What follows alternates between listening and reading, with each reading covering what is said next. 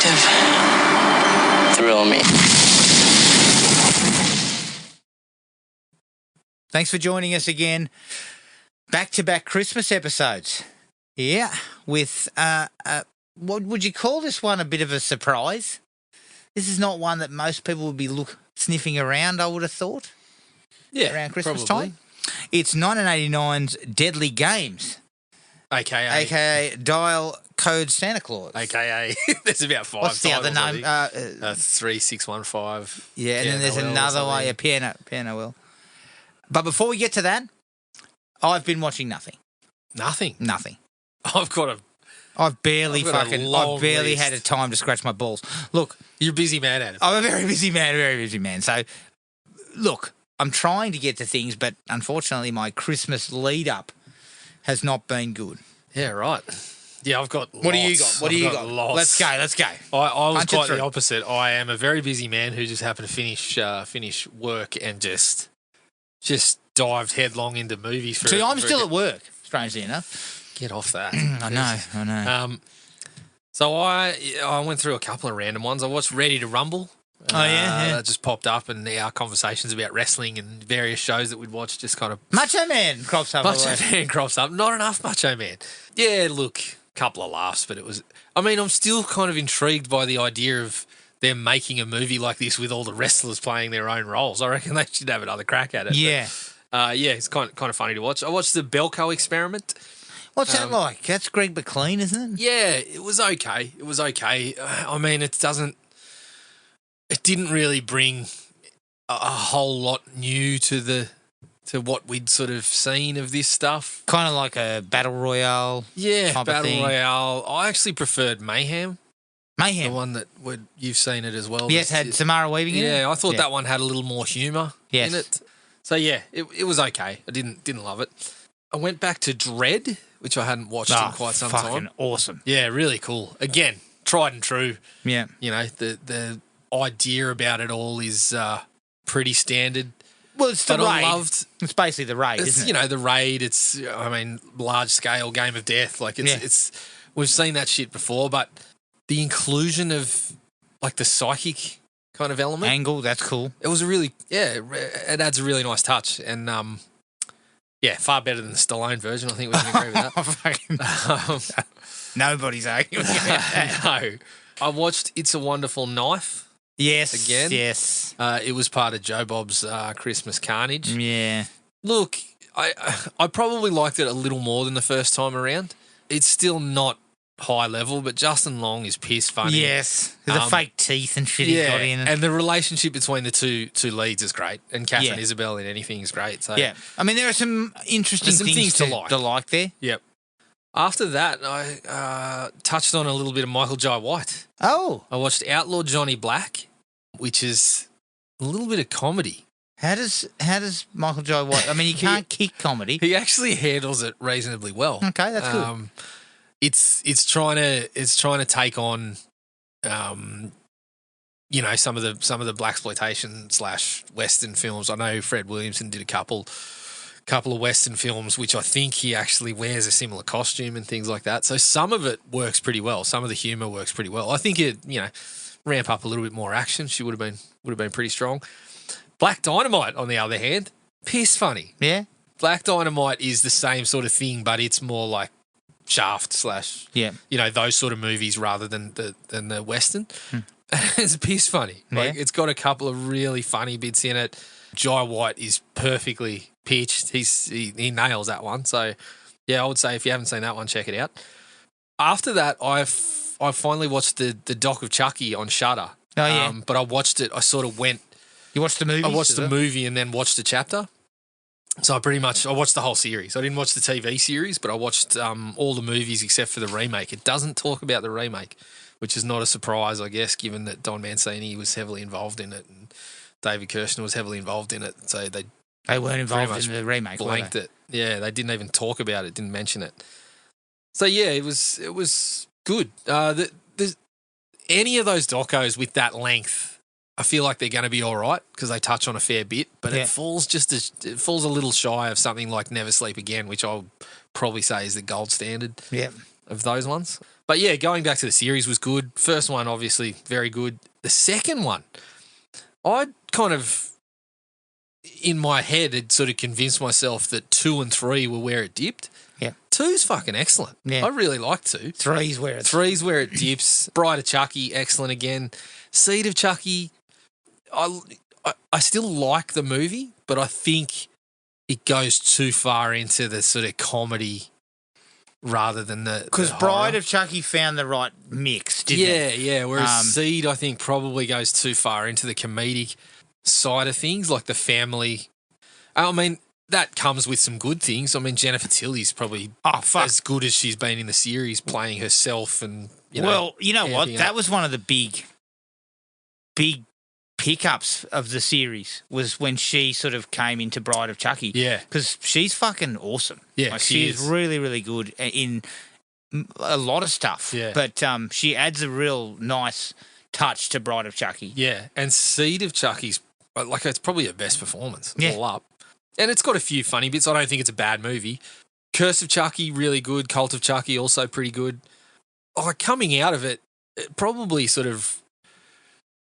Not a it bad might be series. the most consistent of the sort of those horror series with that sort of level of entries. Like when you look at Texas Chainsaw, you look at Halloween, Nightmare on Elm Street, Friday the 13th, it might be the most consistent. What about Hellraiser, though? Ooh, yeah. Not. Have you got anything to mention about that? We'll get to that. We'll get to that. What you didn't mind the remake? Is that Of not correct? Of Child's Play. Play? Yeah, it's okay. It's okay. I did not like it. It's just the thing is, it's just like I said, it didn't need to be Child's Play. Like they tried to bring all the AI stuff in. Well, it could have been Megan. Yeah. Like that's basically what Megan was. Megan was the same sort of thing. But yeah, I think it's good. Obviously, you get someone like Mark Hamill. That's not a bad. That was a friggin' nice little replacement pick up. What was for in Brad the Dourif. main girl? Aubrey Plaza. Aubrey Plaza. And I think it was Brian Ty Henry. Yeah, Brian yeah. Ty Henry. The cast was okay. Yeah. I don't know. I guess when you're remaking something like the first one, which to me will always be a classic, Yeah. it's nostalgic for starters, but it's also, I think, a really good movie. Yeah. It's hard not to sort of compare, and I feel like that one fell short because of the first one. Yeah, I think you're probably like Very I similar would to probably something, agree, but- another Tom Holland one, Fright Night. Yeah. Like Fright Night is a really good movie, and then the remake there was things missing. It was pretty solid. The remake. Yeah, I like the Again, remake. it's the same. I'd put it in the same boat. Like it's not. I think quite the as close. remake got a lot of mileage out of David Tennant and his bullshit. Yeah, exactly. Which was exactly. good, which was always good. Yeah, that was the other thing. It looked pretty clear from Don Mancini and David Kirshner's side that there's still a little bit of ill feeling towards Tom Holland trying to Yeah. take total credit for the screenplay Fuck. or whatever. And look, Holland's got some points, but just share the credit, dude. Like, yes, you changed it and you added things that weren't in there, but the bones of the idea were very much there in Yes. Don Mancini's script. It's not like Kirshner drew the character up and created the, Yeah. you know, like. But there's a couple of points where they bring that up, and there's a couple of points where I think in the Child's Play too, there's like, Tom Holland was interested very briefly, and then they cut to David Kirshner. He's like, that wasn't going to happen in a million years. It's like, okay, so there's still some bad blood. So it's not just Mancini that's got the bad blood. Kirshner, who's also kind of been hand in hand with Mancini all the way through. Yeah, it was quite interesting. After that, because of the Ronnie Yu sort of mentions in there and chatting to Ronnie Yu, I decided to watch The Bride with White Hair, which was pretty cool. Pretty cool. I watched that and I watched the sequel, which he didn't direct. But yeah, they're both pretty all right. solid. But, again, the storyline's reasonably straightforward, like a little bit of Romeo and Juliet sort of stuff to it, which he pointed out was kind of, he felt like the strong part of it was. But yeah, very stylish and you can see why people look at it and go, oh, this guy's got a good touch as a director. So that was pretty cool. I watched Doomsday. Neil Marshall. Oh yeah, Neil What Marshall was that one like? that was basically Road Warriors, and yeah, it's okay. I remembered it being something that I enjoyed. It's got a couple of parts that the opening. It's very very reminiscent of Escape from New York, but it sort of loses its way. He kind of lost his way, Neil, Well, I was reading up on him just the other day because about him. the Hellboy Well, he's made 4 movies with his fiancée now. has he? And all of them have been kind of every review I said was like, remember when Neil Marshall looked like he was going to be king shit? And now, Which of the 4 movies? Hellboy? No, I think his fiance was in Hellboy. Yeah. But they've now made like 4 together with her as the lead. Oh, so they're not making splashes anywhere. They're just fucking going they're direct just to- making cheap. What are they called? Neil. Because he did have a bit of promise. Oh, he made some very good Dog movies. Soldiers. Dog Soldiers was cool. The Descent was excellent. He's made some of the really good episodes of like Game of Thrones and stuff, like directed some of the really good episodes of Game of Thrones and stuff. So the movies are the Reckoning, The Lair, Duchess, and then there's one that's just coming out, I think. Fuck, I haven't heard about any of these. No, so he's kind of, I don't know, he seems to, well, his bloody agency dropped him. And Jesus, Neil. I don't know what's going on, but none of it sounds positive. But yeah, Neil, note to Neil, get your shit together. Yeah. I mean, I dig this sort of stuff, but Doomsday's not one of the stronger ones. Okay. Sundown, The Vampire in Retreat. Oh yeah, Bruce Campbell. That's gold. Yeah. I really enjoyed that. Going back to it. Anthony Hickox. Yeah, James Anthony Hickox. Anthony Hickox. But yeah, Carradine, Bruce Campbell, they're all pretty good. And the funny thing was, I watched it obviously not long after I watched the Chucky stuff. And I see this guy, one of the vampires early on, and I'm like, that looks like fucking Tony Gardner, the guy that was doing the effects and ended up getting killed in Seed of Chucky as himself and stuff. So I quickly IMDb'd, lo and behold, Tony Gardner. special effects supervisor on Sundown, Vampire in Retreat. So that was kind of funny. Legacy of Rage, that was another Ronnie Yu with Brandon Lee. With Brandon Lee. Yeah.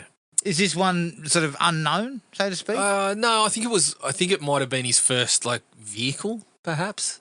But it was Hong Kong, like it was an English language. I watched a version that was pretty clearly dubbed, including Brandon Lee stuff. How was he? He's pretty good. Again, you watch it and you're like, this dude could have led these, even if he was kind of, the Scotty Adkins tier or something like that. Yeah. He very much could have had a career in that. He was pretty solid. Good looking fella, could handle the martial arts stuff. Like the issue with this one is it leaves it's sort of a revenge flick, and it leaves the ass kicking and the revenge until like the last 15 minutes, unfortunately. Brandon. But again, reasonably stylish, decent watch. I'm nearly there, Adam. I watched a lot of shit. I watched a lot of shit. Again, because I was circling the Jai White and the Fred Williamson or whatever, I went back to one called Night Vision that had Fred Williamson and Cynthia Rothrock and Robert Foster, and I think it was made in like 97. I believe he revisited the character from this. The character's called Dakota Smith. He revisited the character 3 more times in low-budget flicks. Was it any good? It's not bad, but it doesn't make the most of someone like Cynthia Rothrock. She's basically his partner, but she's not kicking a lot of heads for a long time. You have got to kick some heads. If you've got her in the picture, you know the ass is kicked. So a little more of that was required for mine. I watched The Girl with All the Gifts, which is another zombie one, zombie-ish. Kind of cool idea to go with it. The premise is, there's these kids that are essentially like half-breeds, that they interact like people, like normal people, but they get overcome with the fucking need to eat humans and shit like that. So decent idea, pretty sound viewing experience, some good actors in that one too. Okay. I stumbled into Santa Claus the movie. Don't need to say much about that, but Johnny Lithgow is he's turned up to 11 in that one. Is that Dudley Moore? Yes, Dudley Moore in there as well. Yeah. I don't know why I watched it. I think it was one of those ones that I had fond memories of as a kid. It was incredibly over budgeted and lost a lot of money. Yep. I believe the director is the guy who did Jaws 2. Yeah.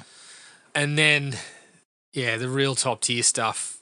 I dipped back into the Hellraiser series, but Adam, I dipped into the Hellraiser collection pack, which starts at number 3, and I'd already seen that and Bloodlines fairly recently. So I believe Bloodlines is all right. Bloodlines I quite like. There's definitely something there where you say there's some good. It's directed by Alan Smithy. Alan Smithy, yeah.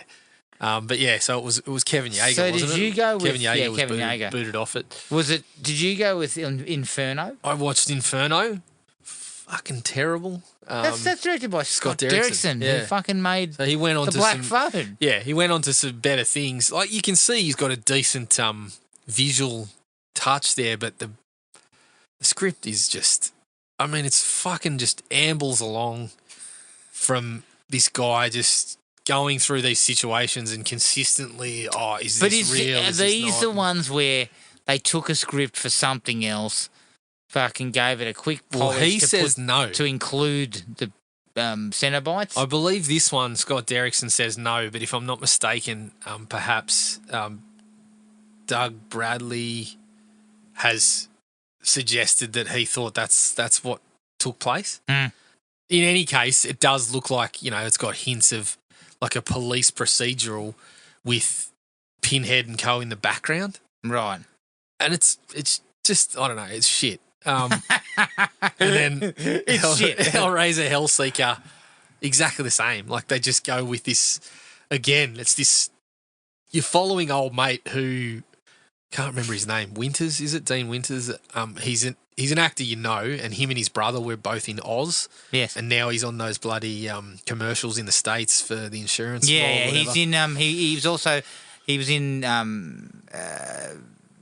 Brooklyn Nine-Nine. Yes, He was yes, also yeah. in fucking was it Rescue Me? Yeah, something like Rescue that. Me? Very accomplished actor, good actor. Yeah, good actor. Yeah. Just we're following him the whole time, and again, it's the same thing. Oh, what's real, what's not? It's like just fucking get on with it. So I'm not looking forward to continuing to the end of the series. Hell World. Yeah, so I've got Hellraiser. Isn't it Deader, sorry. Deader. Fucking Deader.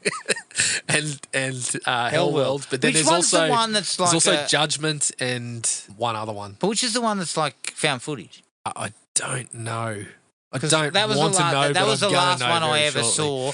saw. It didn't have Doug Bradley. It looked like it was No. made for like fucking $1.99. Well, wasn't it one of the first ones without Doug Bradley? Was the one that was made in like 2 weeks? That's the one. Yeah, That's the one. It's made. It's it's like found footage. It's sort of like it was crap, absolute crap. I can't remember what it was. Well, I but don't want to watch that. fuck me, I didn't even know they But had I'm this going many to of them. just to complete, just to finish it, round out. What the have they got? series. 10? I think when you include the The remake? remake, I think it's 10 or 11 now, isn't it? The fucking remake was all Well, right. you got these, so that's 3, 6, isn't 4, it? 5, 6, 7, 8. There's 2 more. Yeah, so I think the remake was the 11th one. The remake was all right. Yeah, I didn't. I thought mind they that. did all right with that. And it took it back to more like what Yes, Hellraiser yes. started as. Yes. I mean, part 3 is kind of silly and goes more slasher than into that pleasure pain sort of business that it started as. But I still kind of have a bit of time for that one. Yeah. And then Bloodlines have a little bit of time for that. So far, everything was after just that a aside shambles. from the remake. But they were all Dimension, right? yeah. And so they're Always basically seems to tuning them involve out to keep fucking keep control. rights and stuff. Yeah, Yeah. Is that everything? that was it. All right. So one more. Well, firstly, you said you wanted to mention something about the Craven the Hunter stuff that we talked about in an earlier episode. Is that not correct? Well, yeah, I just thought, we talked about it. I think it was when we were visiting our mate Robert Bronzy and 12 to midnight. We spoke about like the Spider-Man, the Sony Spider-Verse and how it was just a shambles from the get-go. And I remember us kind of touching on why do they have to sort of say this is exactly what we're going to make quickly. We've got to get a fucking script together instead of like taking their time with it. Mm. And look, I understand the business side of things and striking while the iron's hot, but that fucking iron was never switched on. Like they kept on striking. They kept on striking with a fucking stone cold iron. Look, if you're not going to have Spider-Man in them, you need to think about it. Well, here's the interesting part. I read during the week that DC's just greenlit a Clayface movie. Mm-hmm. And it's directed by Mike Flanagan. And this one sort of strikes me as what we're talking about. We came with a script. Someone came with an idea and you're like, well, this is good. Let's go with it. Because as far as I know, again, details are very scarce. Yeah, Mike Flanagan's a filmmaker that we like, has seemingly a guy that's got some good ideas to offer. And this just sounds like it came out of kind of nowhere. So I get the sense that they didn't necessarily say, "Hey, we got a Clayface picture that we need to release by 2026." What have you got? And what they're saying is, the word that I've heard is essentially it's taking cues from stuff like The Fly. Yeah, that's cool. And I don't necessarily think Batman's going to have a huge sort of. I think one of the issues with Kraven the Hunter that I mentioned, and you sort of said to me, there's really only one good Kraven the Hunter story that you were aware of that involved Spider-Man, right? So something like Clayface and Kraven the Hunter, you need to come with a story that's tight. Yeah. You know, like you can't, because they're low tier properties of DC. You're not going to get anywhere by trying to fucking trot out some shit. Oh, no. To hit a date. Yeah. Because people will be like, well, what the fuck's this? Whereas if you bring a new idea and it's a good one, you might get people with a bit of word of mouth to come on board. And I can almost guarantee, like I may be wrong here, but I can almost guarantee that they're not going to hand over, especially after the Joker 2, they're not going to hand over like $200 million to make a Clayface movie. No. So budget is going to be lower. Yeah. Flanagan knows how to make things on a smaller budget. And when I hear something like The Fly, like Clayface is a villain that I kind of like. Again, it's not necessarily one where he features in what you would call classic sort of stories too often. Yeah. I mean, had a really good story that came in the Arkham games and that sort of thing that he was involved in.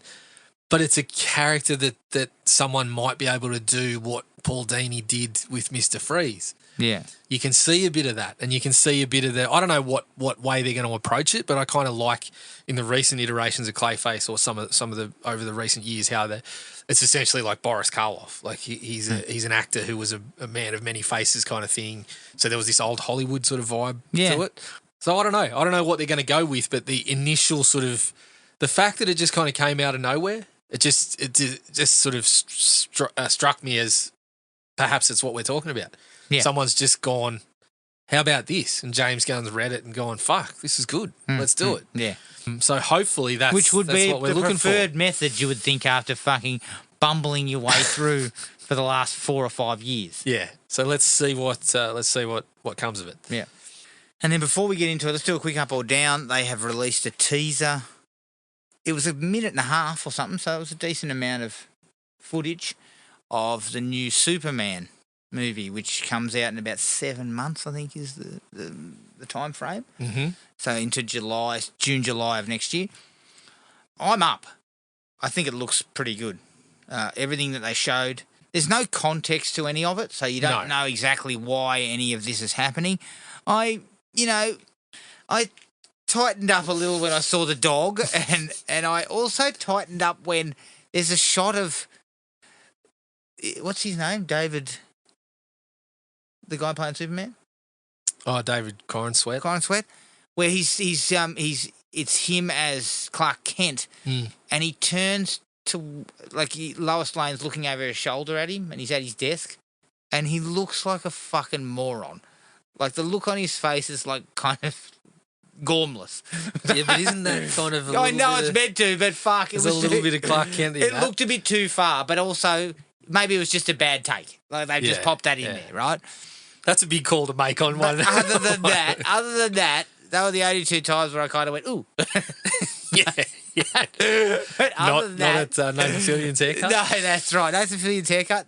I mean, you only see him for like a split second. Yep. But I've got hopes for this. Yeah. I don't know why, considering Superman's continued to be mediocre for a number of films. Yes. But there's a hope, maybe. I also like the look of it. It looks like lighter. It looks like Superman. Lighter, looks more like Superman. If I fucking saw any darkness like bloody Man of Steel, I would have been pissed off. A little bit. He got pelted with a can at some point. Yeah, I know, but you know what I mean? Like, even the footage looks lighter. Yes, yeah, well, the colours aren't... The colours aren't as drawn out and dark, shit. muted sort of... Look, so, I'm up. I'm all in. I feel like, we could use a good Superman movie. Yeah. See, me, when I saw the dog, I was like, yes, Crypto, give us a bit of that. Like, I'm happy with that. This is stuff that's It's in canon. Any of this stuff is going to work if it's a good story. Yes. Like, I did laugh when I saw Nathan Fillion's hair. I thought maybe if we were going to take something that wasn't comic accurate, it might be that. Yeah, true.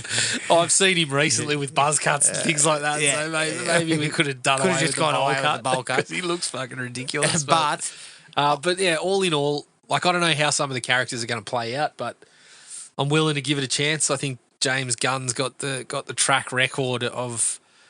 I think he knows these characters. yes. So I think he's going to do right by them. There was a couple of bits where I was looking at certain things thinking, like, where are we going with this? Like a Lex Luthor running around with a gun. My first thought was, are we going the sort of kryptonite bullets angle and those sorts of things? But we'll see. We'll see. I'm very much willing to give it a shot. You know, I don't hate everything that Zack Snyder did, but I don't think it was real high quality Superman work. Well, one of the problems... Don't even talk to me about Kevin fucking Costner and his decision making. Well, and Superman's fucking decision making. Yeah. Like- Kevin Costner recently walking out of interviews when asked about Yellowstone or something, wasn't he? Let me tell you, Arsehole. Kevin. I know we're going off on the track here. Kevin, Be professional. But stop fucking biting the hand that feeds you. Yeah. Right? To make bullshit fucking Western movies that are worth $100 million. If you made those Westerns for like $20 million a piece, Yeah. I'm perfectly Maybe he's fine angry. with you that. Took a bit of a haircut on that one. Well, he put out the first one and now he put the first one in cinemas and they've immediately after it failed dismally, they went, no, well, it's going to Netflix. Yeah. Was that fucking... Good. They basically just said, no, the other ones are going to streaming. Yep. So Kevin's pissed off, but he's probably also pissed off because he fucking walked out on the biggest show on television. Yeah. For what? Don't need you. Who needs you, Kevin? As I said, Kevin's got a track record for this shit. Yeah. He fucking continues He's to a think, tosser. Kevin, you're in your fucking 60s, mate. You actually nailed it at one point there where you were playing character pieces. You were showing you were a very good actor. You were not leading films. Like you were just you were sliding nicely into the next phase of your career. And then Yellowstone hits and you suddenly think what? Well, you're a leading man again. Yeah, you start acting like an Fuck asshole me. and not get fired again. Get some sense, man. Yeah. These guys are unbelievable. But I think the problem with Man of Steel is actually Christopher Nolan. I know he was barely involved. You're laying it at his feet. No, Only one of the great filmmakers. no, I'm not laying it all at his feet. What I'm saying is his aesthetic was taken from Batman Yeah. and then put into this, and it shouldn't have been. Yeah. But Superman is not that aesthetic. The dark shit that Batman was Yeah. and is Yep. doesn't have any connection, right? So when they brought Nolan over to oversee, or e.g., take a paycheck and not do anything, which I'm positive was the way To walk on set one day and go, Yeah, it looks good. as you were. Excellent. It all looks pretty good to me. Why am I here again? Are the execs around to sign my check? Yeah, because the problem was they also used his name in the promotional materials. Yeah. So what they were doing was like saying, Nolan is hot off Batman. Yep. Let's take him. Let's use his clout as an exec producer. Yep. I question if he even turned up. Jesus. You reckon he zoomed in on set? Zach, mate, I How's haven't that really look? got a lot of time, mate. Yeah, it looks good. All right, I got to go. Jesus. But shit. I didn't like that one. I thought the first half of Superman Returns was really good. Yeah. It reminded me of Superman 78. Yeah. And then the second half was a fucking disaster. And then Yeah. Batman and Superman just didn't work at all. No. I mean, I don't hate it. I think there's a few kernels of good stuff to be found in there, but overall, it's not. It didn't quite work Overall, yeah. All right. Let's take a break. Here is the trailer for 1989's Deadly Games. He's 9 years old. His name is Thomas. He's a little genius. He believes in Father Christmas. His two favorite pastimes? Computers and superheroes. December 24th, midnight. Hidden under the dining room table, Thomas waits for Father Christmas. But what he does not know is that he is about to experience the most frightening night in his entire life.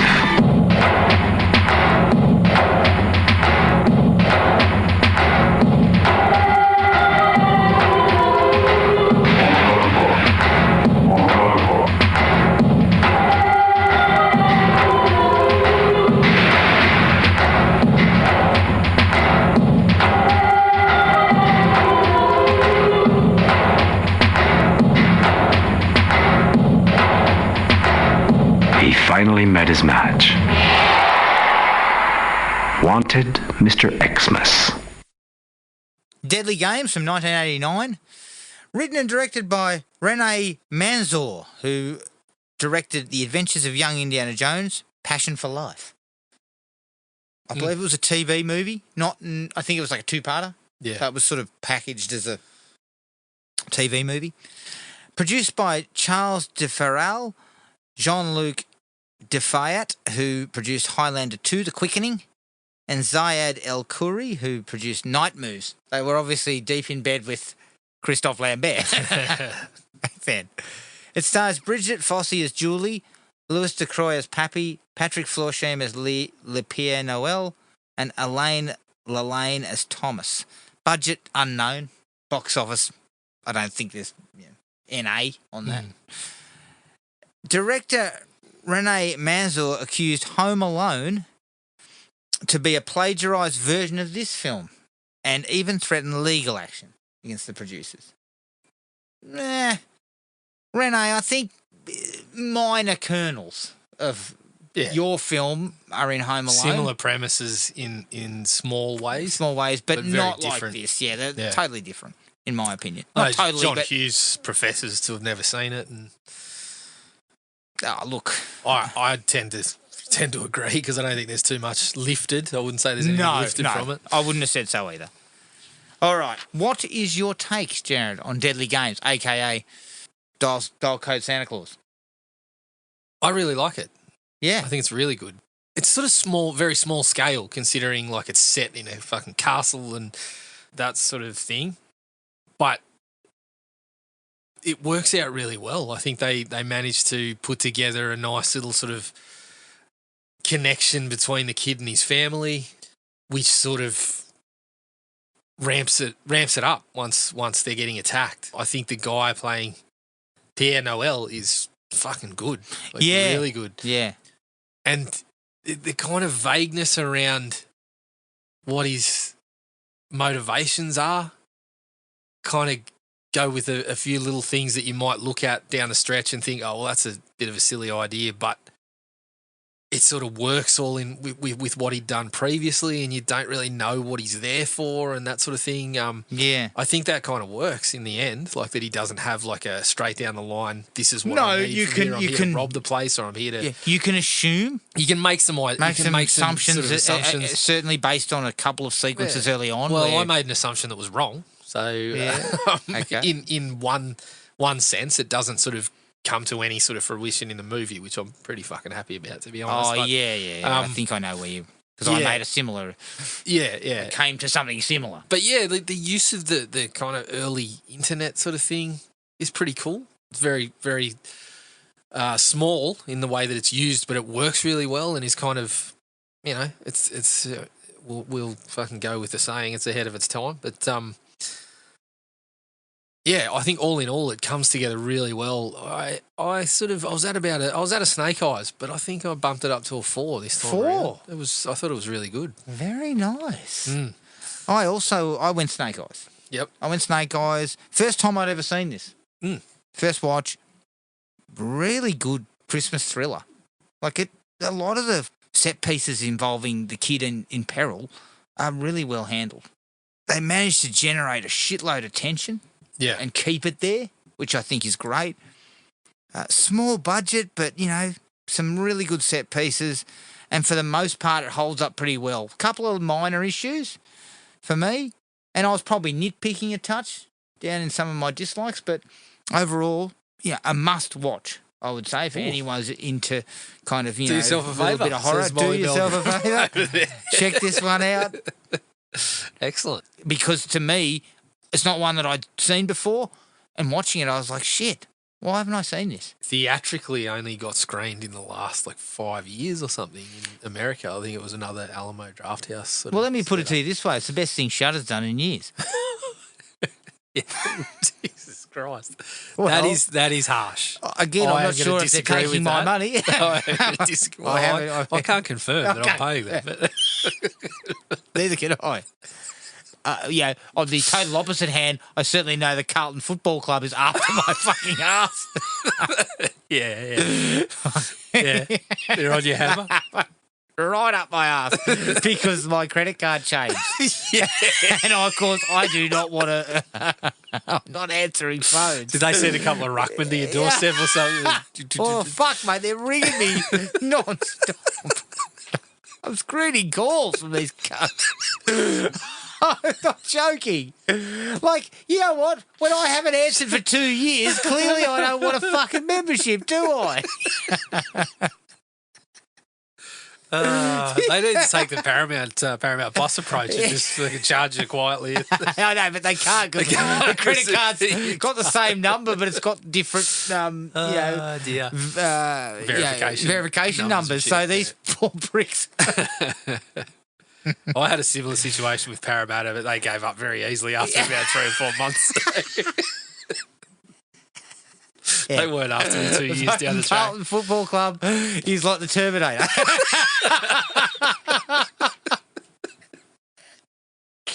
Excellent. The funny thing is, next year when they're in a preliminary final or something, you'll be knocking on their door. No, I won't. Waving your credit card around. I'm still pissed off at the way they handled the season. Fell apart like a fucking. I mean, they won 10 at the start of the year, then fell over. Yeah. Stumbled into the 8. That was when you were coming over here with your chest puffed out, talking about. So the year of the blue. Year of the blue. Year of the blue. I believe I might have said to you, we'll revisit about round 18. Yeah, they lost fucking 6 straight or something. I was like, holy shit. Oh, man. You quietly stuffed your credit card back in your pocket. Yeah, I was this close to going, yeah, guys, it's changed. Here's the new details. I was very close. You're picking up the phone here. Yeah. I heard fucking Arnie on my header. All right, let's get into the likes, Jack. Really well directed. Yeah. Really well directed. Very it has nifty. a real look Yep. that I didn't actually expect in terms of its budget, because I assume the budget is low. It looks like every time they shoot outside of the castle, it looks like a fucking snow globe. Were you thinking the French weren't capable of that sort of quality or something? No. Is that what you're telling me? No. The French, style would have been. I did expect style. Yeah. I did expect a bit of style, and I got it. And what I loved about the way they shot the castle was, as I said, it looked like a fucking snow globe. Yeah, it did. Like the way it was kind of on the outside, yeah, it just looked like that constantly. And I think it was an aesthetic they were going for. They used miniatures. It starts off with that the snow globe, which is one of my favourite shots that then gets destroyed by the tyre. Yeah, that's cool. But the other thing too is they use fucking miniatures a couple of times where they do like a overhead pan over the top of the house, which is clearly a miniature. I think if you look closely, it's a miniature they're using. Looks fucking awesome though. Like the work, the effort that's gone into making it look like that is really good. And as far as directorial skill, this guy's got heaps going for him. Spielberg and Lucas were sufficiently impressed. Were they? Well, that's how he got Indiana Jones, didn't he? Oh, yeah, I would assume so, yeah. So they obviously said this guy does all right. And I think he does a really good job. Touch of class. I would say he was I don't. What are our? He's not a fucking. He's not a Well- labourer. He's not a. He's probably in the He's a craftsman. craftsman. Yeah, he's a craftsman. Yeah. He's not a foreman. A bit more work, and he probably would have been a foreman. Yeah. I think he's pretty good. Agreed. I like the way they set out the size and the layout of the house. I mean, the house is fucking ridiculous. The house is ridiculous, and they don't use a lot of it. No. But early on, they have that whole sequence where he dresses up like Rambo and charges around. Yeah, And they you just give get us a little sense of where we are. places that he's going to go back to. Yeah. I mean, I couldn't tell where he was fucking going, but when he got there, I knew, this is the place we've been before. Like they used things Yes. that we'd seen, Touchstones that we could tell. Yeah, we could tell where they were. Yeah, and after a short they amount do of a time. nice job of just running that quick layout, Yeah. giving us an understanding, showcasing it's a big fucking house, Yes, yep, but also they show the kid's intelligent. yeah. And he's also a bit of a handyman. Well, he's kind a of the man of the fucking house. Genius. Yeah, I know. He's doing everything. I He's mean- fixing your car. He's fucking setting up your security Yeah, system. and he's also running fucking internet before it even existed. yeah. No, he's a pretty capable, young fella. unit. But I like that. You get a sense that he is going to be a capable foil here. Yeah. You know what else I liked when I think it's around the Rambo thing, but we get into a fucking classic 80s kind of. I mean, you're talking about suing fucking Home Alone. I think Survivor wants a word about that song at the start. 'cause Fuck yeah. In fact, for all money. when it opens up, I was like, is this Survivor? Yeah. And then next thing you know, it's essentially we're playing Eye of the Tiger with different chords. Yeah. Same tempo, same beat, Yeah. you know. But then some bloke comes over the top and starts going, Christmas. Fuck, what are we on here? So let's not worry too much about suing other people for pitching ideas. But Yeah. I kind of liked What about it. the ideas you pitched? Yeah, I sort of liked it that it went with that tone and kind of Yeah. had him kind of gearing up and that sort of shit. Early on, some of that stuff was, and it had very much an 80s action hero aesthetic. Like Yeah. the whole, every time he geared up, every time he was in the mix for some of that, it reminded me of, Rambo or Predator or something like that. Like it was quite well done in that regard. Yeah, definitely. I thought the best relationship was between the boy and his mum. I think they nailed some of that. Yeah. How she was she was not present, but you could tell she cared about him very much, and she was. And there was a section of dialogue. Leaving him in Grandpa's care is touch and go, isn't it? I mean, he rocks up with Grandpa looked like he'd recently shit his pants. he rocks up with Grandpa in fucking handcuffs or whatever and says, I caught this half-blind diabetic prisoner. And I was kind of like, I think that list might be a little bit longer by the look of him. There might be a few other things. There might be a few other things on there But as also, well. fuck, you're leaving him in the care of Granddad who can't see. Yeah, yes, exactly. So fuck me, how is he getting anywhere? But all in all, I kind of liked the whole dynamic of the three of them. Yes. Like that scene where they're having breakfast together. Yeah. It's like what you said. It's it's a loving sort of relationship between all of them. And they kind of make very brief mention of the father, who's clearly not there for whatever reason. it didn't sort of mention possibly dead. why, but I think it was dead. I Because, assume dead. Yeah. But yeah, I thought that was all really good, and it sets it up quite strongly that when he's in danger, you're feeling for like mum's in the car, and you kind of cut back and forth, and you're like, "Fuck, get there," You sort of. But also, there's a line of dialogue. There's a small dialogue exchange about Santa Claus and how he's coming close to knowing that Santa Claus isn't real. Mm. And then he mentions Pillu. Fucking smart ass. Granddad fucking hates Pillu. I know. But she explains Santa Claus doesn't come to Pillu's place because he doesn't believe in him. He's a dickhead. It's not. Santa And doesn't his stop mum at and dad have got to dickhead's fork out house. for presents Yeah. because he doesn't believe in Santa. Yeah. And I like the way that was done as to like push him off the trail, Yeah. keep him to believing in Santa. Yep. And so she didn't lie. She just sort of twisted the mythology a little bit, Yeah. which I liked. I thought it was really good. Yeah. I also think that works in the sense that when Pierre Noël shows up, Granddad's a hindrance. The Yes. kid's got to look after him. Yeah, I like that 'Cause because it puts the kid in peril, but you know that the kid is the most capable of Yeah, the two. you think that kid's probably going to find a way out, but then you're thinking, oh, fuck, he's got to get Granddad out too. And that's going to be that is a hell Every of man a- for himself. And when Mum turns up, well, he was just about dead anyway, wasn't he? Like, hey, I didn't know what was going. I didn't know where he was. I didn't know if I could find him. He'd walked off. You're giving this Costanza defense about charging out in front of women. I was leading them. Yeah, I'm fucking definitely pulling that shit. How can you live with yourself? It's not easy.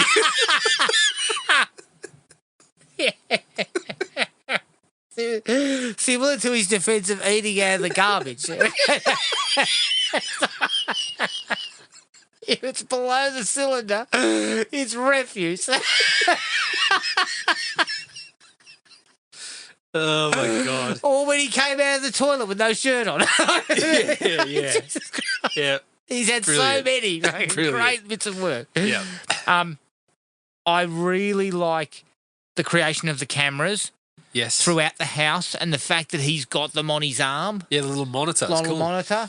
And it shows his ingenuity, but it also means that he can kind of, it's going to come into play when Santa turns up. And it does Yeah. really, really well at one point where he's kind of watching Santa and he knows he can kind of skirt around him. Yep. But then Santa turns the tables on him and takes out one of the Fucking cameras. smashes So the camera, yeah. I like that. Like, again, it came back really nicely. Yep. The sequence where... This is where I jump to conclusions, Jared. I Yes. feel. Yeah. When he's dressed up as Santa and he's at the mall. Yep. And the little girl comes up, Marion. Yes. Marion. And he picks her up and he starts kind of stroking her face and stuff. And then Yeah. she kind of goes all weird on him and says, "You're not Santa. Like, you don't look like Santa." Yep. And she pulls off his beard and he looks all fucking upset. And then he Fucking kind upset, of, all right. yeah, he then kind of almost attacks her, I think you would Yeah. say. Fucking slaps her, doesn't he? We don't That's need to when be someone storms slapping over and children. goes, "Where's your working with vulnerable people card? Yeah. I need to see that. I Have probably should have you- checked yeah. it before I employed you." But Who the fuck are you? Who employed you? You did. Shit. Get out of here. Pack your shit and leave. And I'm going to be honest, I went for like pedophile Well, vibes. yes. That was the But putting the that initial together thing. with the fact that he's on the Minitel Yeah, talking as Santa to, trying to get an address. Yes. That's where what I I went. thought too. That's what I went. And Pillau was on the money. You He's got a some weirdo. fucking weirdo. Yeah. It could just be some fucking weirdo. Yeah. Correct, Pillau. Yeah. Very astute of you.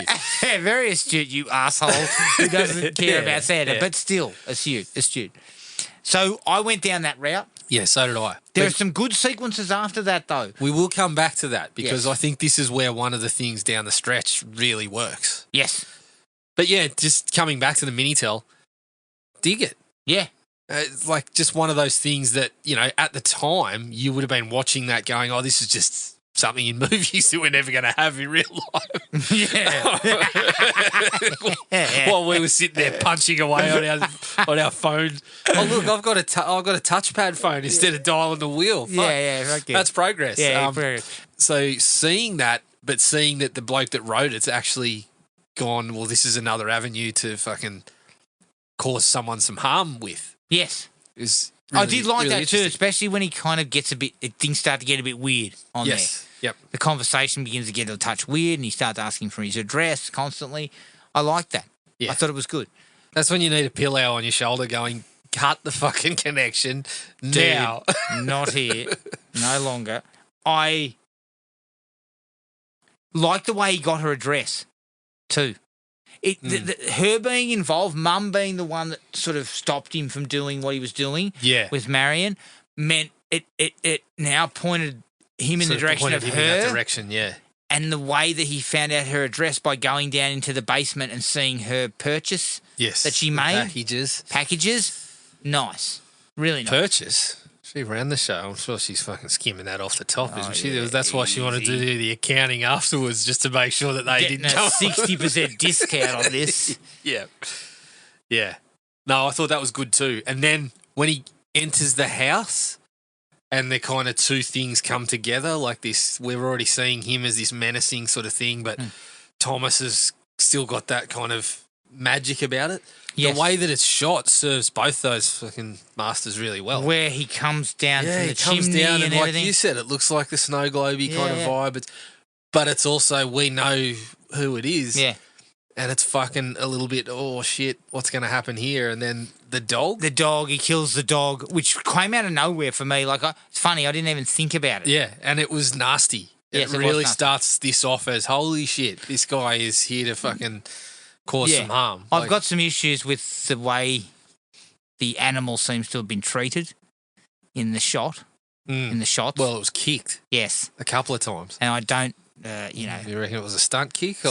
someone should get kicked. Yeah, someone should Like possibly if get kicked for that. yeah, and this was the 80s. So Yeah. they probably weren't doing, there weren't compulsory fucking, you know, people on set looking after animals and shit like that. Yeah. So it looked like it wasn't a stunt kick to me. No, it looked like it looked like the dog actually got kicked, which is very rough. Yes. But removing that, Taking and just that out, looking the at in actual movie, sequence it's pretty sets pretty a rough. tone too. It shows that Yep. he means business. It's Yeah. it's not like he's breaking in then going to go fuck. Yeah. There are people here with leaving. And eventually, when he fucking buries the dog, Yeah. that was fucking gut wrenching. Well, The yes. fucking kid put in a really good performance. It's kind of gut wrenching. Yeah. yeah. So It's also gut wrenching later. I gut wrenched again later on in the picture.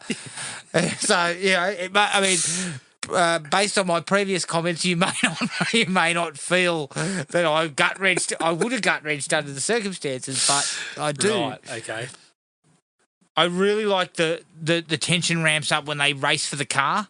yeah, And they get it, they want to get it started, but it's not starting, and he's standing in front of them. Then they have to wind the windows up Yeah. and lock the And he doors, goes and he starts fucking bonkers. smashing. Yeah, he starts bashing his head against it and fucking smashing the car up. yep, Really good. That's we've just killed the dog. We've now put them in this sort of on the run. He's got Grandpa on his heels, fucking fresh pile of shit in his pants. fucking right. Grandpa's not getting away. Grandpa smells like urine. Fucking Santa's going to run us down. He smells you. No. But yeah, it's, and I guess now's as good a time as any to mention the guy's performance because he's fucking. It's pretty. He nails it. Yeah, it is pretty good. I've got one dislike to it. I don't know if it's his fault. I think it's more the way certain shots are, maybe the direction he was given in certain things. But overall, yes, I found him fucking extremely creepy. Well, the way he goes between, like when he's looking at you, like, when he's chasing you or whatever, I'm looking at him going, he genuinely looks like he wants to fucking kill somebody. Yes. But then he goes between that and like, one of my favourite bits is when he's spraying his fucking hair and his face and he's fucking giggling about it and he's gleeful and shit. Yeah.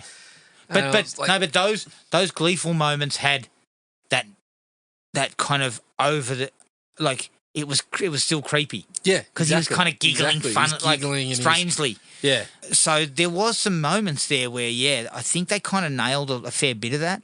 Because he's not really on screen that much. No, not a So, whole lot. Like a You little needed more- to get the best out of it when you had him on there, and I think they did. Yeah, I think so. Another fantastic shot too, where they zoom in on the back of his hood. He's in one room, and they zoom in onto the back of his red hood, and then they zoom out, and it's a red hood, but it's on this like art piece that's in another room where Thomas is. Yeah. I thought that was a fucking really cool way of kind of segueing from where he was to where Thomas was, and they were in different places. Yep. I thought it was a really, really good shot. I also loved the fact that he pivots when the phone, because remember he's talking to Grandpa saying, well, I got to get to the phone. Like, we've got to get to the phone to ring Mum. Yeah. Oh, no, we'll just wait here. We'll wait here and your mum turns up. Yeah, but fuck. She's not bringing anyone with her. Yeah. She's going to be in danger too, so I've got to get to the phone. But he pivots and goes to the computer and types that message. Yes. And it goes to Pillau and Oh, mate. That Oh, does mate. fuck all. He does nothing. I don't know what she sees in you. Yeah. Other than the fact that you're doing the fucking books Yeah, you're at not- the end of the night. And clearly under duress because you look like you weren't rucking happy when she he said, wanted to go home. But looked, he was very quick to kind of dismiss, well, fuck, yeah, don't worry about that. Just go home and I'll do that. Yeah, you can tell the accounting was not done that night. no, fuck no. I mean, he was on the blower the whole time, Yeah. chatting to someone else. Yeah, exactly. So, Yeah. but I like that. I thought that was, again, it brought Pillow back into the picture. Yes. Very briefly. Yep. Where I felt like we possibly could have mined that a little more. Just a touch, yeah. I think we so. could have got a bit more out of that. Yeah, yeah. We didn't. We could have brought Pillow into the house Yeah, yeah. and then put him at odds with, like, then fucking Thomas realises, oh shit, I've got to fucking look after him too. Yeah, oh shit, I shouldn't have fucking messaged Bill out. He's useless. I've messaged the two most useless Yeah, kids. people I can fucking find. And also Pillow, but then he thinks to himself, Pillow, I could use Pillow as a diversion. Yeah. Get I out think of like similar sort of thing. I actually sort of liked that Grandpa fucking bumbled his way into like giving away the ultimate sort of hiding spot. Yes. He fucking bumbles in, falls over, and then kind of the guy figures out where they are. Don't move. If you can't Just sit see, still. don't move. If you need to go to the bathroom, don't worry. You do it in your pants Yeah. all the time. Yeah. Just If you need to go to the bathroom, keep doing what you're doing. But it causes that little bit where he has to, saves him. again, he has to pivot. He gets the radio and puts it into the sauna. Yeah, fucking like And I that. fucking loved it when he's rolled up in the mat. Yeah, that was Like really when, cool. When Pierre Noel walks past and he just fucking unrolls and Yeah. jams him in there. I thought that was fantastic. That was really cool. But also, I like that the tension was there when Pierre Noel's coming towards Grandpa, and then fucking Thomas just reaches through the little doorway that he's the little sort of hideout doorway that's Yep. behind him, and just Yep. pulls him through. I thought that was fucking awesome. Like, and again, it was the whole thing of Thomas having to come back. Yep. And get Grandpa. Yeah. Right. So again, it meant this boy kind of had to step up. Almost. Lift. Lift your game. You gotta live. Yeah, excellent. That's exactly what should have been in the background playing whilst he was. You know what though? It shows he also genuinely cares for Grandpa. Yes, which is there the whole time. Like there's obviously something there. And I think I got the sense when they talked about his dad not being there that Grandpa might have actually been his father's father. Yeah, maybe. Not Maybe. the mother. So yeah, I thought all of that was one of the big things in the movie is that you can see that he genuinely cared and was like, I can't throw Grandpa to the wolves as much as I, you know, I'm tempted because he can't move anywhere. Yeah, And he can't see where we're going. Yeah, I don't know. But it worked well. Like Yeah, it really did. works It well. did. When Thomas gets stabbed, Yep. you ramp up the stakes. Yeah. You show that he's now injured. You know, he's genuinely in danger now. Yes. He's 10 years old. So Yep. the expectation is he's now fucking wounded. Wounded 10-year-old up against an adult. Yeah, there's not your likelihood of survival's low. So I like the way they put those sort of stakes together. Yeah. Yep. And Bonnie Tyler kicks in though. Oh, fuck. As we hit a fucking montage of preparing traps and burying dogs. Yes. And Bonnie Tyler had you. Had me all right. Shit. Talk about unexpected. I though. know. Bonnie Tyler in the midst of a Is little there little herd any of information on recently how we to- managed to get this? I don't know. I wonder how. Although it was 89. Bonnie Money Tyler's... talks, Adam. Money talks. Money talks, but Bonnie Tyler's, you know, she would have been on the downward slope of her career. Okay. Well, you know what I mean? Like, you know, she wasn't... You're saying it she's wasn't fucking, Hasselhoffing and looking at other markets that perhaps still pay She's waiting for the French market to kick in a little bit. top tier. But it's a nice touch. Yeah. Again, that throwback to the 80s kind of feel about it. The montage is exactly the same. When he starts setting up the traps and he attaches the tracker to him, it reminded me of fucking Predator. Yeah, that was cool. The tracker Yeah.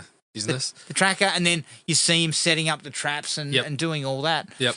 It just reminded me very much of Predator. Yes. But then we get that really cool sequence too of where the tracker is closing in on him and you realise he's fucking put it on a remote control thing. That was really cool. That was awesome. Kind of twisted it on him. Yeah. Meant that twisted on him. Santa was no fucking idiot either. Yep.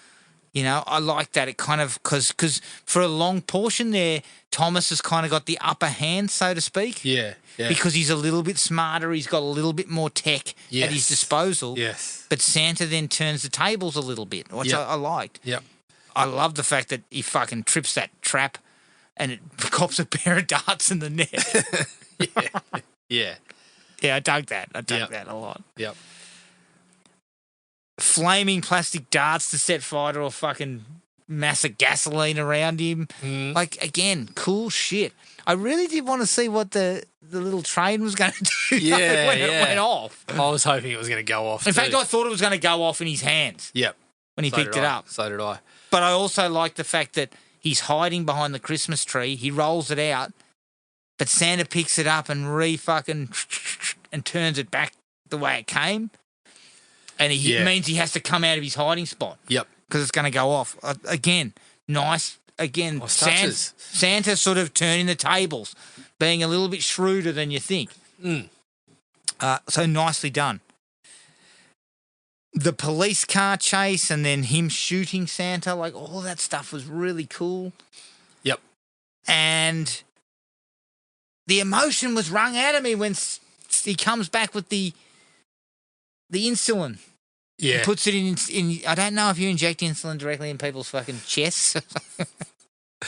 Well, I haven't had to do it myself, but I'm pretty sure that's not how it's done. I think it's in the belly. Yeah, I think it is. But he gets emotional and starts fucking punching him in the chest and saying, "Come on, Grandpa."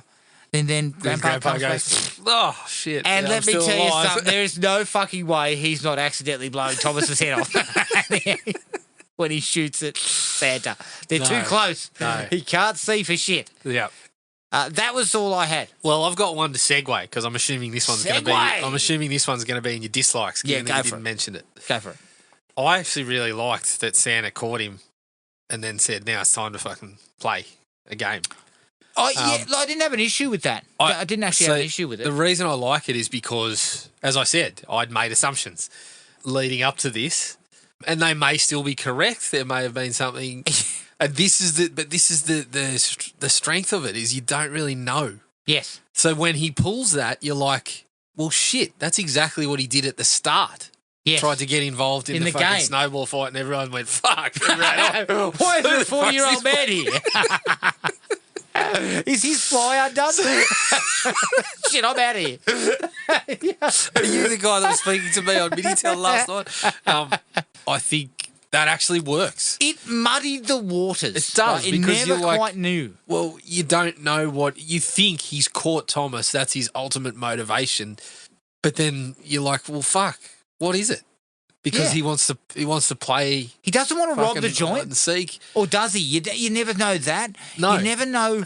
It could. Is it a kidnapping situation? Yeah. Is it a? But then I kind of like it. When he fucking when Thomas does go for the police car and he fucking comes out and he's like, "You're cheating," and fucking yelling at him and stuff. It's like it just adds to the unhinged sort of nature of the character. We're not sure what his motivation is. What's going on with him. So we don't know what he's going to do. Makes it unpredictable. Very. And normally, if you saw something like that in a movie with a killer or what you determine is the killer, you're thinking, oh, well, that's stupid. He's just fucking let him go. It's just the filmmakers doing it for the sake of getting an extra. But watching this one, I was like, no, it fits with what they've put together. This unpredictable, the fucking childlike aspect of him when he's fucking jumping in the games and getting all fucking smiley and shit. And then, the kids rightfully think, fuck, let's get out of here. Yeah, I thought that worked. I thought it worked all right too. Well. Sorry, I didn't have it in my likes there, but only just because everything was all happening there near the end. Because Bonnie Tyler just had you wrapped up. You were still kind of recovering from... too busy fucking, humming away. Christmas. Yeah.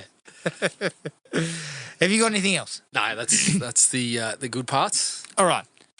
Dislikes. And again, I'm probably being a little bit nitpicky here. Yes, I liked Santa's performance. Yes, I feel like there are moments where we got unhinged Santa. Mm-hmm. We also got kind of creepy Santa. Yep. But there are a couple of moments too where he, in the midst of the action, especially when Thomas goes out onto the roof. Mm-hmm. Hey, Thomas. Hey, Thomas, what are you doing? What the fuck? But see, I mean, let's wrap it up. Like, I just, a couple of times they felt a little out of place, and maybe it was more they were going for exactly what you said before, which was he would kind of go between off his nana and kind of like Santa Claus. Yeah. The kind of, the gregarious, kind of likable sort of person. I think that's possibly what they were I thought the going one for. on the roof came across like that. I can see what you're saying, but the one on the roof sort of did come across like, well, what does he say? He's like, you'll catch a cold. Yeah, I think he's trying to coax come him back in. Yeah, he's just trying to coach him back in. It just sort of came out of nowhere because only minutes earlier he was fucking frothing at the mouth. Well, the guy was a voice actor. Was he? Was he? Yeah, I think Joe Bob Briggs mentioned that he did. If Michael Douglas would do a film, he was the French Michael Douglas voice. Really? And possibly Robin Williams as well. Oh, that shit. was his That was his bread and stock and trade. Stock and trade. his bread and butter. Stock and trade. Yeah. It was a little bit jarring, I think, because only seconds before he was frothing at the mouth, headbutting windows. And I was like, fuck. I would have preferred he went, Thomas, get your fucking ass back in here. You know, like, just gone off his rocker again. Like, Yeah, no, I thought, that sequence in particular. The others, I don't really recall strongly the other parts where he's talking, but I thought the window one sort of worked out all right. the next one for me is, and don't get me wrong, I got on board with Thomas. Yeah. Like, I like Thomas. Yeah. But if that prick was pulling that shit in the morning at my place, he is getting a swift If you open that fucking trapdoor one more time, I'm going to put you in there. Cruelty to animals, you little shit. But also, if I hear fucking war noises at like 7 a.m., Yeah. I'm going to kick you in the ass. I'm going to confiscate that fucking life-size cockpit that I've given you at some point. What was that all about? Holy shit. Yeah. That room where all the toys were was fucking ridiculous. Where he's going, oh, this is my dad's toys, and then he's my toys, and then it's like, Mum doesn't know anything about it. Well, I had the trapdoor I had an issue with, unless fucking I don't know a lot about France. I'm not well equipped to talk about this, but maybe French castles come equipped with trapdoors, but it didn't seem to have a purpose other than trapping the dog. Yeah, exactly. Yeah. What was it for? And where in the house was it? Yeah, exactly. I mean, it works well when it's required, but it's just kind of like, where the fuck did that come from? Yeah. Who built the trapdoor in the house? But yes, the cavernous fucking tunnel that you're talking about. No way that Mum doesn't know about that. It seems to go from Thomas's room to a laundry. Yeah. It looked like a laundry. That's taken up a fair bit on the plans of your house, isn't it? And has Mum not walked past that fridge door and gone, oh, I wouldn't mind a beverage? What the fuck? Yeah. Oh, this is fucking tunneled into the wall for some reason. Yeah. I don't mind the concept, but holy shit, it's the biggest fucking space in the house. And there's by a another long moment margin. too where he's running from Santa and he kind of gets into like a maze situation. Yeah. And I'm like, no house in the world would have this. Like, it's just fucking lunacy. Yeah. And it was used just to sort of like build a bit more suspense that he doesn't know where the fuck to go and Santa's on his hammer. Yep. I get that, but still, like, Yeah, come on. I've always had not issues. I don't like movies that have houses like that like it doesn't feel natural. No. None of it feels And natural. really, it was a castle. The only part of it to me that didn't feel natural was the fucking cavern. Yeah. So for the most part, the film worked well enough for that. Yeah. When I talk about that, I talk about something like When a Stranger Calls. Yeah, Where they clearly have all that shit in there because they're just going to use it for set piece. Like, it's going to be like, oh, well, we're going to use the fucking aviary in the middle of the house. And I'm like, nobody's got this thing in their fucking house. No. Nobody. No one. Well, no one's cleaning that. I'm not cleaning the aviary. Well, unless I'm getting shit people requires in. maintenance. Yeah. I've got an aviary guy. Yeah. By the way, there are fucking 14 dead birds in here this week. So that'd be the time, me and my wife would have a discussion. She'd be like, but I want an Avery. And I'd be like, yeah, but we have to pay the Avery guy. Here's the solution. Don't put a fucking Avery in there. Yeah. Don't worry about it. Here's a cockatoo. Here, just fucking put a floor there and we'll put a chair. We'll put a chair down. How's that? Yeah, exactly. Yeah, I spoke before about kicking the dog. Yeah.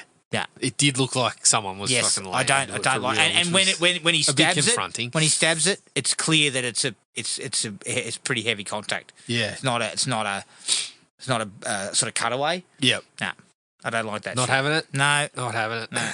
Get a fucking kick up the arse. It's funny because it works. It actually, like, the vision works really well, and it's not because of that. It works in the moment. Yes. It does what it's supposed to do for the movie. But I too was a little uncomfortable when I was like, "Fuck, did he actually just kick that dog?" Yeah, I don't want that shit. I don't want to see that shit. Yeah, fair enough. As much as I like the mini tell, yeah, it's fairly convenient that he just fucking happens upon. Where is it? Outside the front of the same store that happens to be hiring the Santas, and like there's a few conveniences to ending up at that house at the same place. Yeah, but I mean it's done about as well as you could hope for with the fucking amount of sort of convenience needed for, because the kid being on the Minitel works with the whole is Santa real, is Santa not? Yeah, I mean you're a smart kid. Santa's not on the fucking internet. But what I don't understand Minitel. How does it work? Well, it's just the internet. It's well, everything was dial up, wasn't it? But wasn't it like I think it was a real thing. Do you have to ride a bike to get it to move? Yeah, it's got fucking pedal power at the front. Yeah. Do I have to hold up an antenna while I'm fucking typing one hand? Are you constantly going, fuck? Yeah. But it just seemed like as you're constantly asking your child, what's your address? Yeah. It just seemed like, the message board kind of set up. How do you know it was a kid either?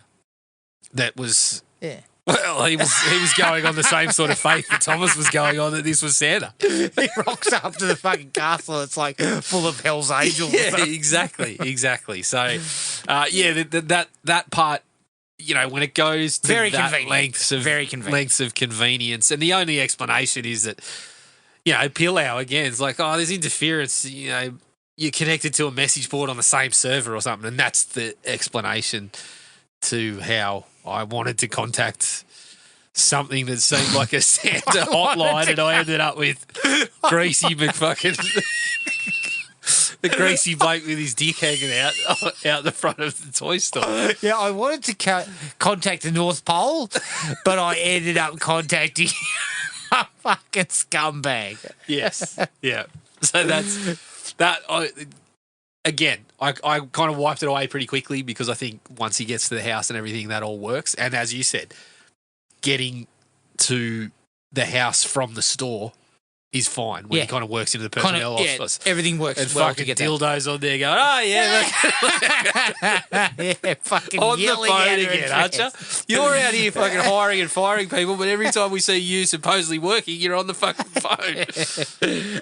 Thomas goes from shitting his pants in the car when he's getting attacked to being up in his little room fucking, hey, give it an explanation. He seems to have forgotten. Maybe it's because he heard Santa's kind of soft sort of, hey, Thomas, when he's kind of, oh, you mustn't be that bad after all. He destroyed our car, but once I heard his soft tone that he was talking to me in, I felt comforted. As he was trying to fucking coax me back inside.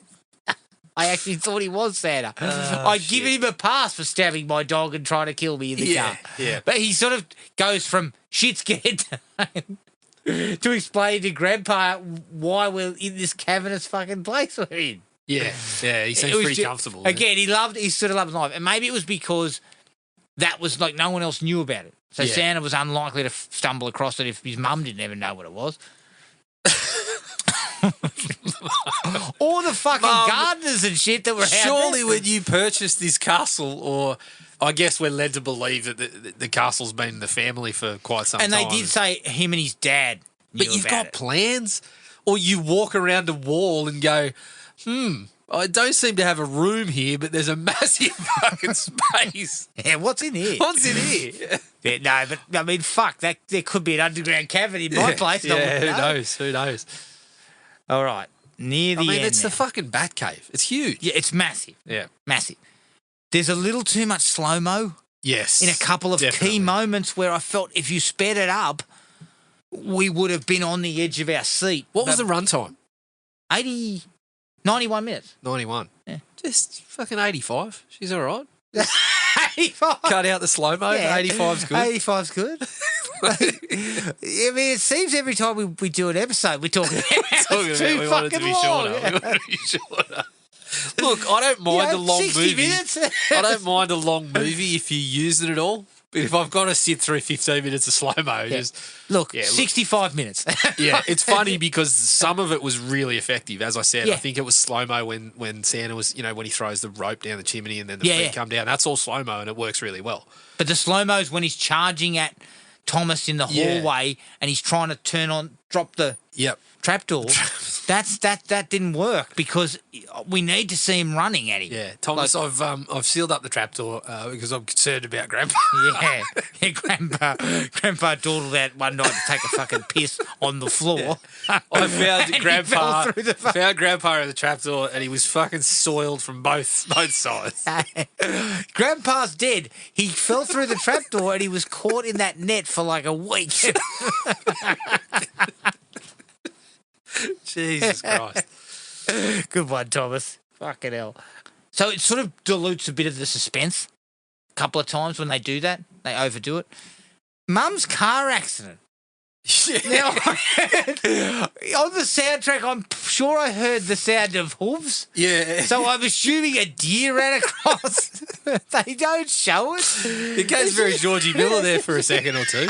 He She just goes around the careening corner off- and goes fucking... like, what the fuck? Yeah, There was no reason to go off there. But I think they were trying to say that there was an animal yeah, in the road. Yeah. But they wouldn't have had the money or skills required to do that. Well, they probably had a deer, but someone kicked it. Yeah, and fucking- it was kicked to it's death taken by the off. fucking production team. Yeah. Arseholes. Right. Yeah, it looks a bit funny because he just kind of randomly swerves off the road, Yep. which I found a bit strange. My last one was just I think maybe an editing problem or maybe I just missed it. Okay. I looked down. When he gets the toy train and that whole sequence where he's hiding behind the tree and then he has to run out and Yeah. Santa grabs him Yes. and then disables the toy train. Yep. That's the last we see. Cuts away from there, cuts back, and Thomas is fucking roaming the place. Happy as Larry. And I'm like, hang on, how did this happen? Yeah. Yeah. Did Santa just let him go?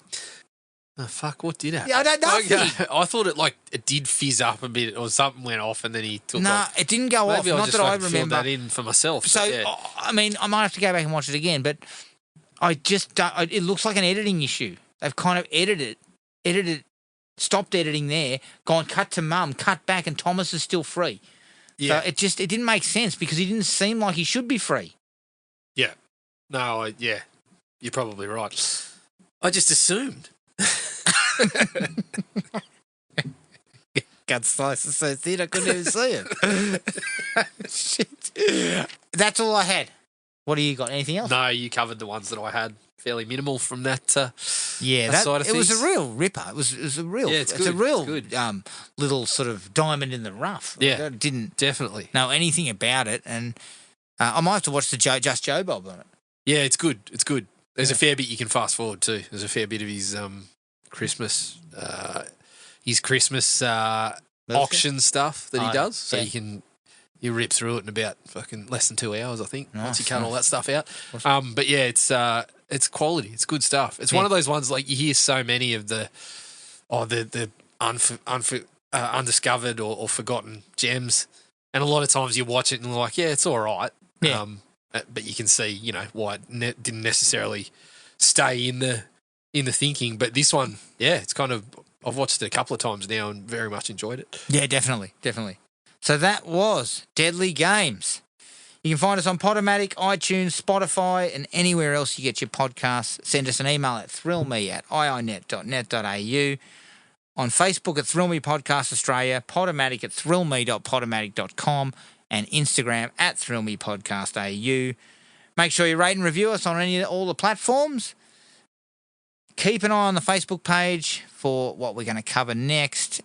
But until then, take it easy, everyone, and we'll catch you all later. Cheers. Find the podcast at Podomatic or on iTunes. Don't forget to rate and review. Like us on Facebook at Thrill Me Podcast Australia, or contact us at thrillme, all one word, all lowercase, at iinet.net.au.